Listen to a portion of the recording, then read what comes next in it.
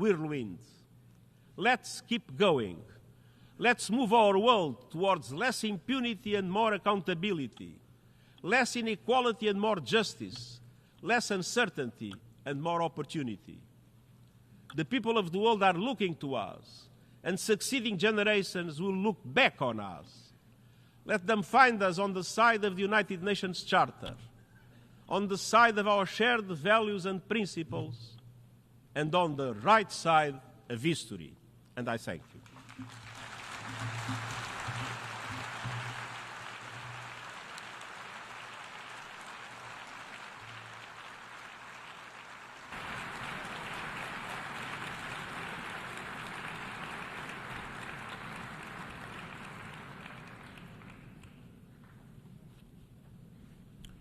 I thank the Secretary General.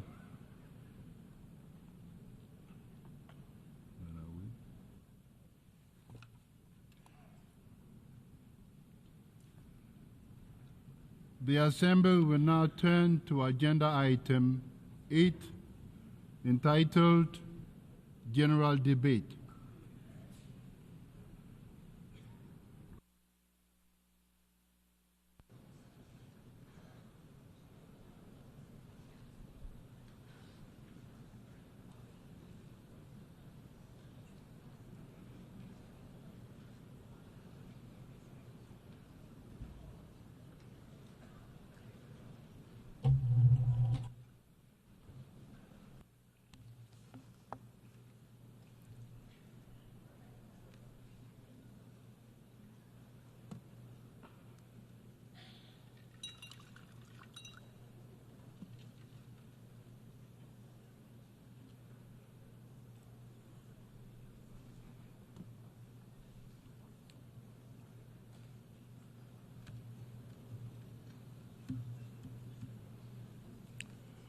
Excellencies, Heads of State and Government, Your Excellency Antonio Guterres, Secretary General of the United Nations, Honorable Ministers,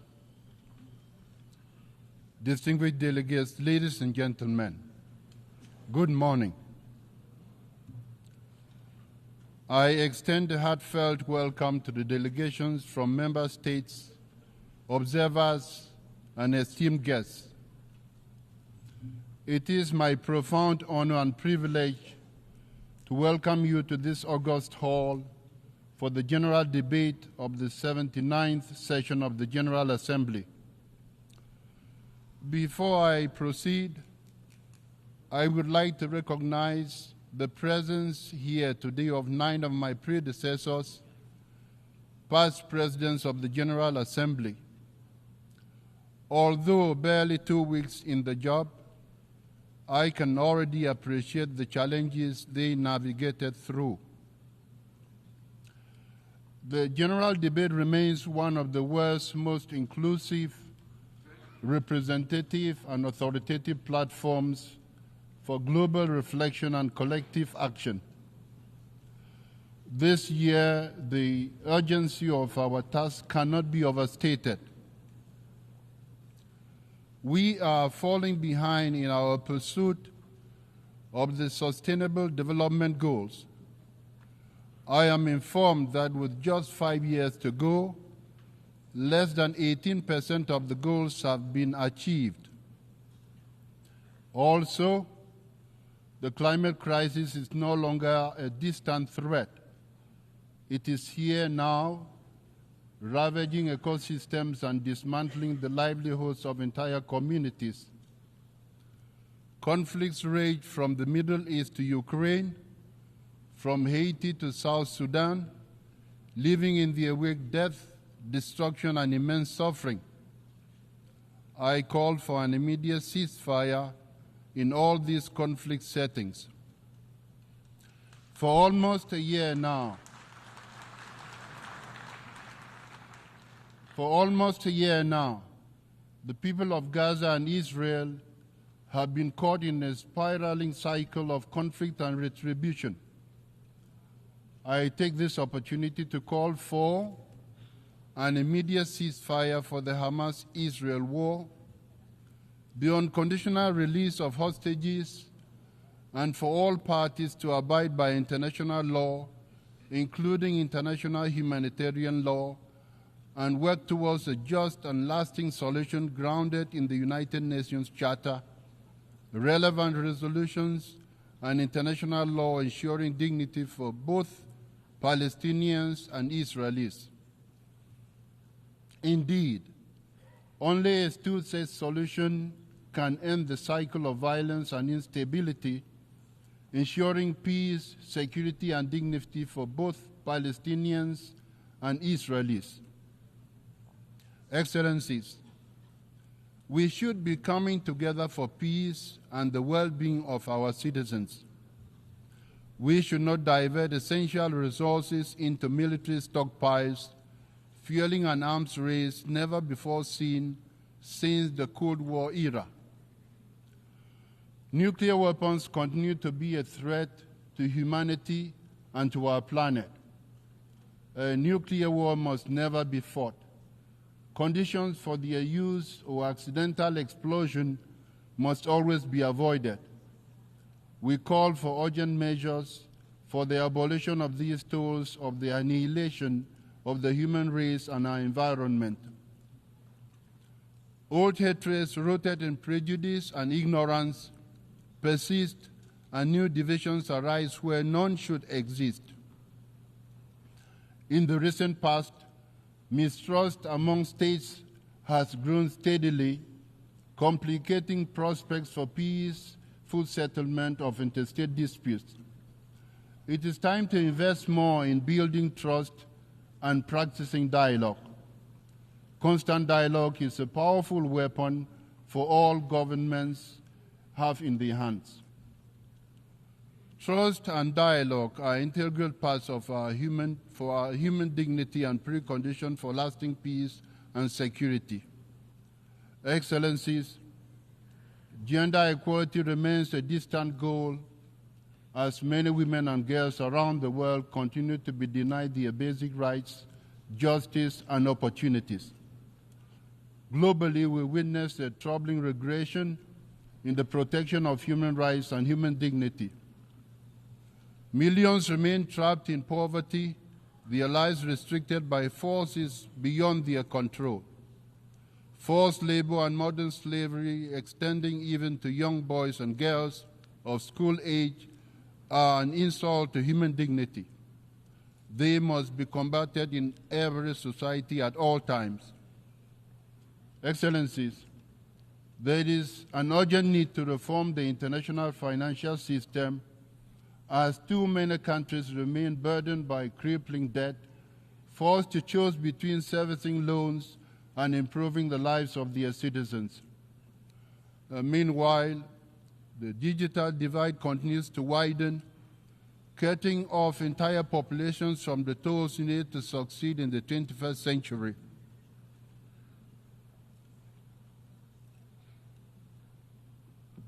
Excellencies, we are not mere spectators of these crises, nor are we powerless to act. Within this hall are the leaders and representatives of the world's nations, the very people with the authority and responsibility to shape the course of our shared future. At our disposal is one of the most powerful tools for positive change: international cooperation grounded in the undeniable truth that even the most powerful nation cannot solve these complex borderless challenges alone. This truth was reaffirmed through our efforts at the Summit of the Future and the consensus adoption of the Pact of the Future. The Pact of the Future charts a path forward, reinvigorating our multilateral institutions with renewed energy, focus, and clarity to meet the demands of a rapidly changing world. Let us build on this momentum. Excellencies, a better world begins with unlocking the potential of we, the peoples of the world. Freedom and good governance ensure that no one, no individual, no community is left behind. In this endeavor, we must never overlook the challenges faced by the small island developing states, the landlocked developing states, the least developing countries, and the small states. It is incumbent on the United Nations to do more than just express solidarity. Specific programs responding to the unique situations in which these groups of states find themselves must be envisaged. This will be a priority of my presidency. Africa is one of the priorities of the United Nations. We must support Africa. The African Union's Agenda 2063 presents a bold and transformative vision for the continent. Africa currently has the youngest population in the world, and by 2063, 1 in 4 people will be African. The generation of resources for the well-being of these peoples has been much slower than the population growth. We must not let Africa's potential go unrealized. In fact, to truly unlock Africa's vast potential, we must actively cultivate global partnerships that align with the continent's aspirations and drive its success. In this endeavor, I look forward to working with member states of the United Nations this year on keeping Africa at the heart of our agenda. Excellencies, in this 79th session, I also want to prioritize multilingualism as a recognition of our world's cultural and linguistic richness.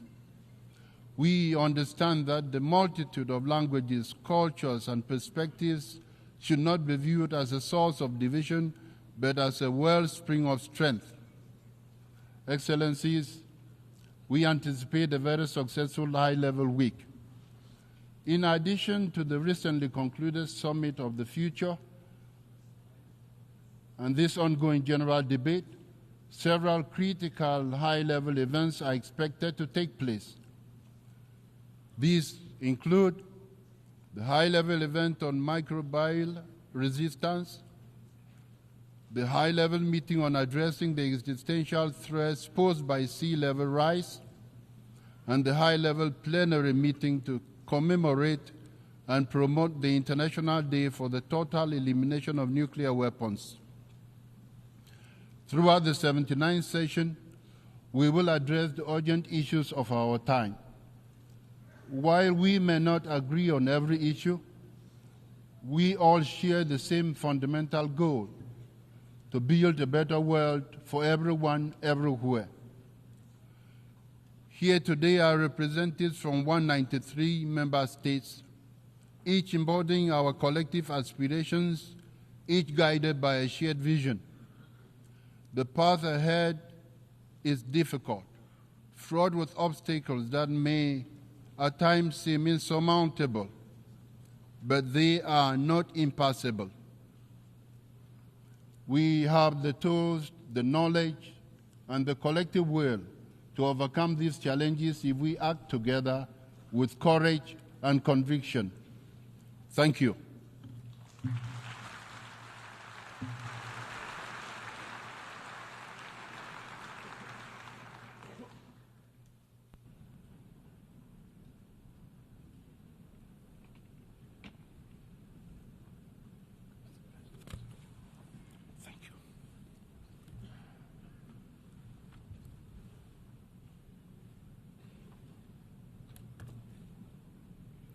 Before giving the floor to the first speaker for this morning, I would like to remind members that the list of speakers for the general debate has been established on the agreed basis that statements should be no longer than 15 minutes to enable all the speakers to be heard at a given meeting.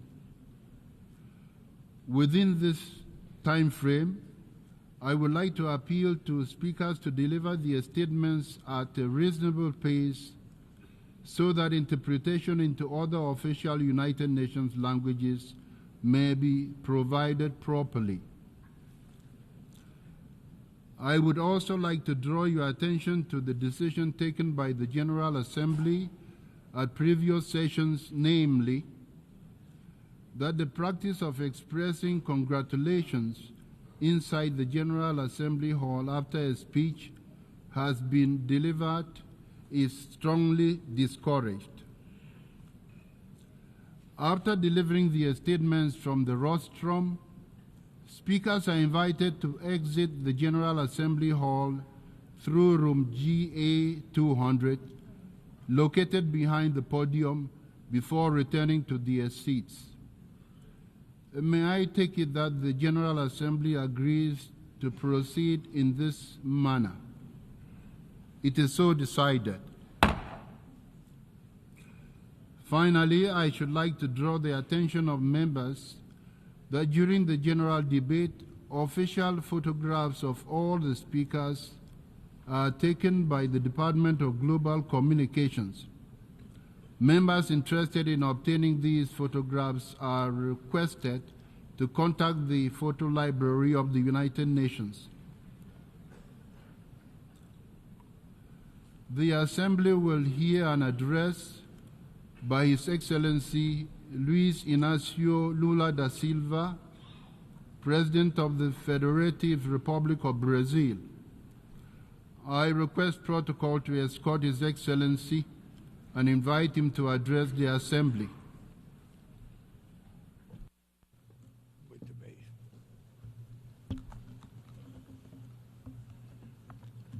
Meus cumprimentos. My greetings to the President of the General Assembly, Mr. Yang. I would like to greet the Secretary General, Antonio Guterres, and each of the heads of state and government and delegates present.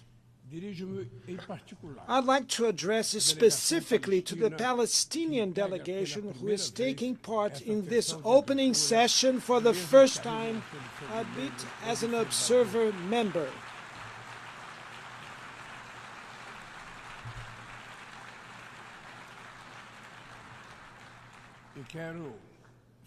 I'd like to also mention President Abbas attending this meeting.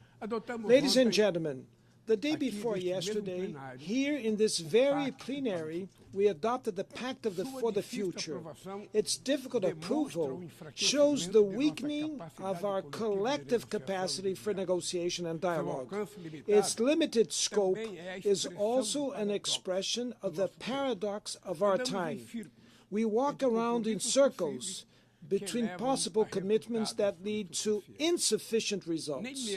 Not even with the tragedy of COVID-19 were we able to unite around a treaty on pandemics at the World Health Organization. We need to go much further and provide the UN with the necessary means to face the dizzying changes in the international panorama. We are living in a time of growing anguish, frustration, tension, and fear. We are witnessing an alarming escalation of geopolitical disputes and strategic rivalries. 2023 holds the sad record of the highest number of conflicts since World War II. Global military spending grew for the 9th consecutive year and reached $2.4 trillion. Over $90 billion have been mobilized with nuclear arsenals. These resources could have been used to finance the fight against hunger and climate change. What we are seeing is an increase in military capabilities. The use of force, not supported by international law, is becoming the rule. We are witnessing two simultaneous conflicts with the potential to become widespread conflagrations. In Ukraine, with regret, we are seeing the war extending without any prospect of peace. Brazil has firmly condemned the invasion of the Ukrainian territory. It is already clear that neither side will be able to achieve all their objectives through military means. The use of increasingly destructive weapons brings to the mind the darkest days of their sterile Cold War confrontation. Creating conditions for resuming direct dialogue between the parties is crucial at this time. This is a message of the 6 points of understanding that China and Brazil offer for a process of dialogue to be established and for the hostilities to end. In Gaza and the West Bank, we are witnessing one of the greatest humanitarian crises in recent history, which is now spreading dangerously to Lebanon. What began as a terrorist action by fanatics against innocent Israeli civilians has become a collective punishment for the entire Palestinian people. There have been over 40,000 fatal victims, mostly women and children. The right to defense has become the right to vengeance, which prevents an agreement for the release of hostages and postpones the ceasefire.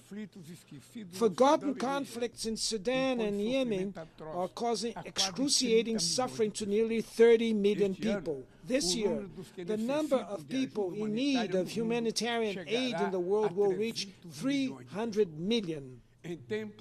In times of increasing polarization, expressions such as deglobalization and decoupling have become commonplace, but it is impossible to deplanetize our life together. We're doomed to climate change interdependence. The planet is no longer waiting to demand payment for the next generation and is fed up with unfulfilled climate agreements. It is tired of neglected carbon reduction targets and financial aid to poor countries that does not arrive. Denialism succumbs to evidence of global warming. 2024 is on track to be the hottest year in modern history. Hurricanes in the Caribbean, typhoons in Asia, droughts and floods in Africa, torrential rains in Europe leave a trail of death and destruction. In the south of Brazil, we had the biggest flood since 1941. The Amazon is experiencing the worst drought in 45 years. The forest fires have spread across the country and have already devoured 5 million hectares in August alone. My government does not outsource responsibility, nor does it abdicate its sovereignty. We have done already a lot, but we know that much more needs to be done. In addition to facing the challenge of climate crisis, we're fighting against those who profit with environmental degradation. We will not tolerate environmental crimes, illegal mining, and organized crime. We reduced the deforestation in the Amazon by 50% in the last year, and we will eradicate it by 2030. It is no longer acceptable to think about solutions for tropical forests without listening to the indigenous peoples, traditional communities, and all those that live in them. Our sustainable development vision is based on the potential of the bioeconomy. Brazil will host COP30 in 2025, convinced that multilateralism is the only way to overcome the climate emergency. Our nationally determined contribution, NDC, will be presented later this year, in line with the goal of limiting the increase of the planet's temperature to 1.5 degrees. Brazil stands out as a source of opportunities in this world revolutionized by energy transition. Today, we are one of the countries with the cleanest energy mix. 90% of our electricity comes from renewable sources, such as biomass, hydroelectrical power, solar power, and wind power. We made the choice for biofuels 50 years ago, long before the discussion about alternative energies gained traction. We are on the forefront of other important niches, such as green hydrogen production. It is time to face the debate about the slow pace of the planet's decarbonization and work for an economy less reliant on fossil fuels. Mr. President, Latin America has been experienced since a second lost decade since 2014. The region's average growth during this period was only just 0.9%, less than half of what was seen in the last decade of the 80s. This combination of low growth and high levels of inequality results in harmful effects on the political landscape. Engulfed by disputes often unrelated to the region, our vocation for cooperation and understanding has been weakened. It is unjustified keeping Cuba on a unilateral list of states that allegedly promote terrorism, and also that this is undue, this reaches the most vulnerable countries. In Haiti, it's urgent to combine actions to restore public order and promote development. In Brazil, defending democracy implies permanent action against extremist, messianic, and totalitarian attacks which spread hatred, intolerance, and resentment. It was on its behalf that Brazilians defeated dictators and tyrants who tried to undermine institutions and put them at the service of reactionary interests. Democracy needs to respond to the legitimate aspiration of those who no longer accept hunger, inequality, unemployment, and violence. In a globalized world, it makes no sense to resort to false patriots and isolationists, nor is there hope in resorting to ultra-liberal experiments that only worsen the difficulties of an impoverished continent.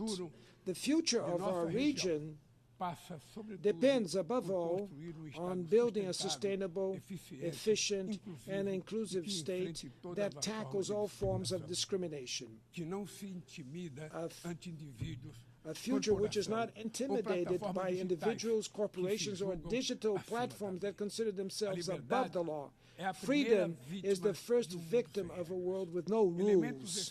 Essential elements of sovereignty includes the right to prescribe laws, adjudicate disputes, and enforce rules within one's territory, including the digital environment. The state we are building is sensitive to the needs of the most vulnerable, without giving up sound macroeconomic foundations. The false opposition between state and market was abandoned by developed nations, which returned to practice active industrial policies and strong regulation of the domestic economy. In the area of artificial intelligence, we are experiencing the consolidation of the asymmetries that lead to a true knowledge oligopoly. The unprecedented concentration in the hands of a small number of people and companies based in an even smaller number of countries is advancing. We are interested in emancipatory artificial intelligence, which also has the face of the global south and which strengthens cultural diversity, that respects human rights, protects personal data, and promotes information integrity. And, above all, that it will be a tool for peace, not for war. We need an intergovernmental governance of artificial intelligence, in which all states have a seat. Mr. President, conditions for accessing financial resources remain prohibitive for most low and middle income countries. The debt burden limits fiscal room to invest in health and education, reduce inequalities, and address climate change.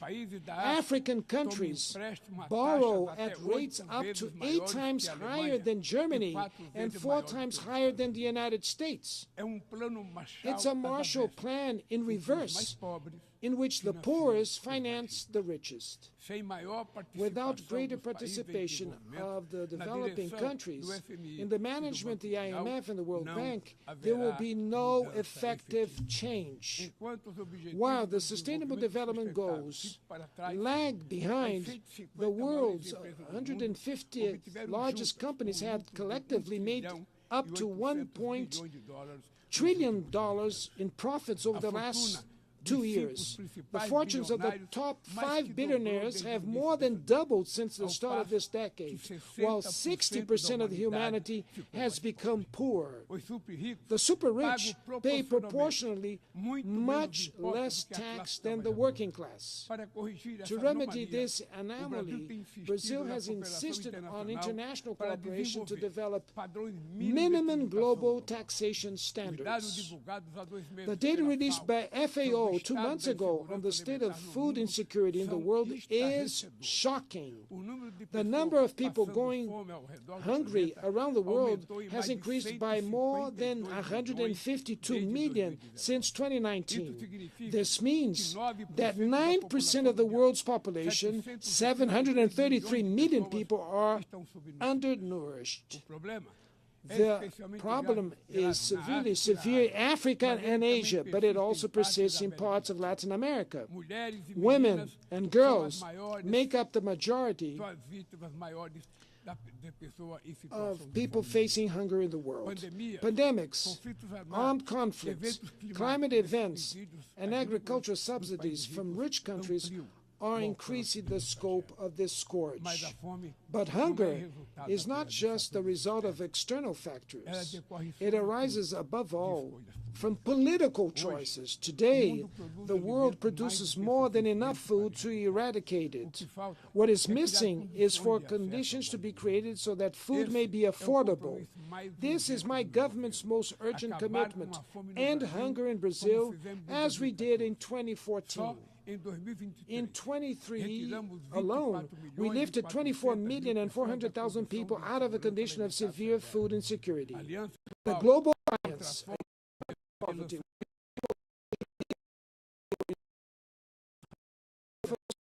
will and the spirit of solidarity of Brazil's chairmanship. Anyone who wants to join this collective effort is welcome. President 80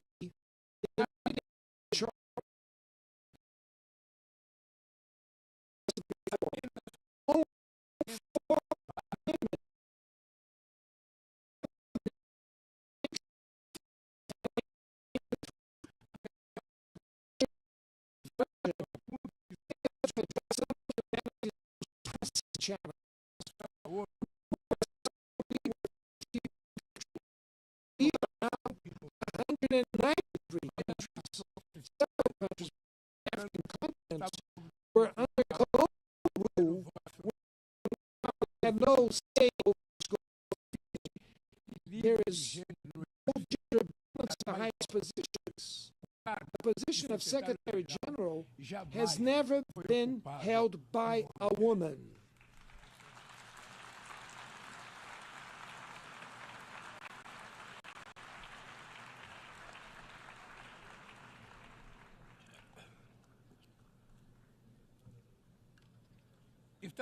We are approaching the end of the first quarter of the 21st century, with the United Nations increasingly empty and paralyzed.